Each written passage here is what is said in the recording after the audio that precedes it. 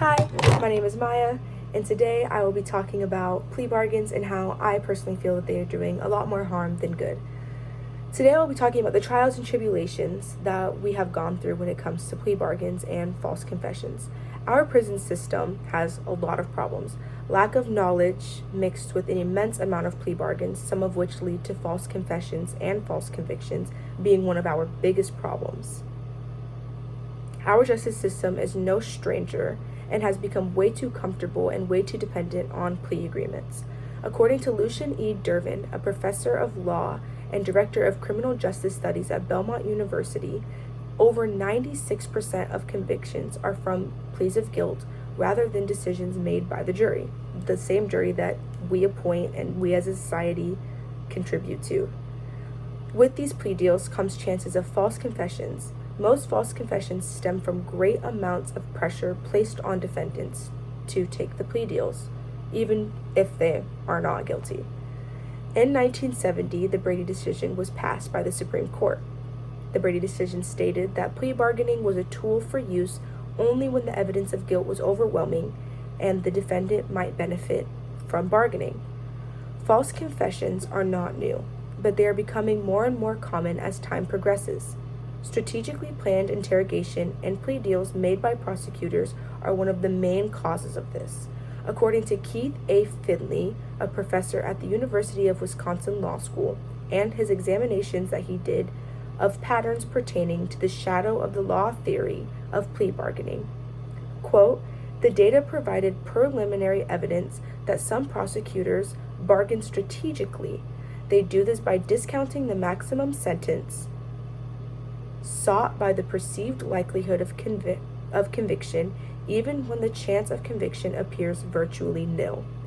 Finley then goes on to state his concern that some prosecutors are using their leverage in plea bargaining to preserve convictions in serious cases, even when they know the chances of conviction at trial are quite low and the possibility of innocence is high.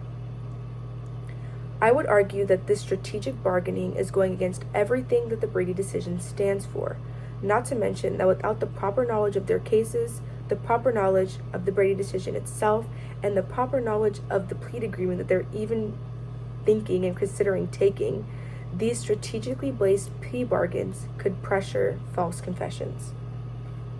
Unfortunately, this lack of knowledge stems from the team that the defendant is supposed to trust the most.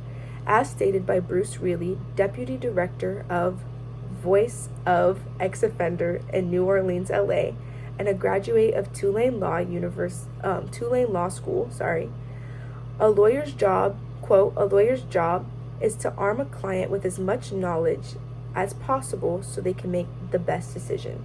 This, unfortunately, does not always happen, particularly in the world of young public defenders with massive caseloads, end quote. Reilly then goes on to state that a typical lawyer does not have the full knowledge of everything that is our justice system themselves, and definitely do not have the time to explain it to someone else. This often leads to a defendant hearing terms like, quote, if you sign this today, you can go home, or, quote, if you go to trial and are convicted, they'll throw the book at you, end quote.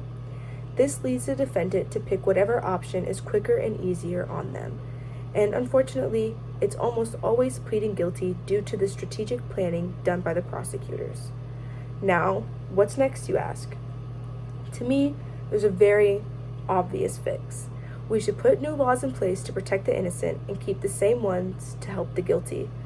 We should give defense lawyers more time to educate not only themselves but their clients, and we as a society should be educated on these things before we even get into a situation where having this type of education is needed and necessary. But realistically, I know, you probably know, that won't happen. I would love to say that putting new laws and regulations in place would be the way to go. I would argue that it's the best and easiest way to fix a problem of this caliber. However, being that there are no real way to measure the success of passing a law of this content, and going off of prior events that have happened, and seeing little to no change when it comes to the enforcement of the Brady decision, I don't see putting new laws in place making anything better. Therefore, I am on the side of getting rid of plea deals. Some would argue that taking away plea deals will hurt those who benefit from them. And to that, I say, I agree. Plea bargains do a lot for those who need them, and they help a lot of people. That said, I think it comes down to morality, which is completely subjective. And I think the question that we all need to ask ourselves is, are we willing to risk putting an innocent person in jail or tricking innocent people into confessing to something they didn't do, all so that someone who did commit a crime could have a chance at getting a lesser sentence? Anyways, that's my view on it. Thank you guys for listening, and have a good rest of your day.